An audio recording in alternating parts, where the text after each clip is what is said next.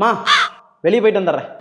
வீட்டுல போய் இருந்துடாத, எப்ப பார்த்தாலும் ஊரை சுத்திக்கிட்டே இரு. அம்மா வீட்டுல இருக்காளு, அம்மா கூட ஒரு 5 நிமிஷம் பேசலாம், அம்மா கூட ஒரு 5 நிமிஷம் டைம் ஸ்பெண்ட் பண்ணலாம், அதெல்லாம் நினைச்சிடாத. எப்ப பார்த்தாலும் ஊர் சுத்திக்கிட்டே இரு. அப்படி எல்லாம் இல்லம்மா, நான் உங்க கூட டைம் ஸ்பெண்ட் பண்றேன், பேசு. அது வந்து பேங்க்ல நம்ம நகை வேற வட்டி ஏறிட்டே இருக்கு, அதை திருப்பணும். அக்காவுக்கு வேற 1-2 வருஷத்துல கல்யாணம் வந்துடும், அதுக்கு ஒரு 10 லட்சம் காசு சேர்த்தணும். அதுக்குதான் என்ன பண்றது? என்னம்மா இப்ப பார்த்தாலும் இதே பேசிட்டு இருக்கிற? இதுக்கு தான் டைம் ஸ்பெண்ட் பண்ணு சொன்னியா? நான் போறேன். திட்டுறா, திட்டிட்டு போ. வீட்டுல என்ன நடக்குது எது நடக்குதுன்னா உனக்கு தெரிய வேண்டாம், எல்லாத்தையும் நானும் உங்க அப்பாவே பார்த்துக்கிறோம். ஆமாமா, இதுக்கெல்லாம் அழுகாதம்மா.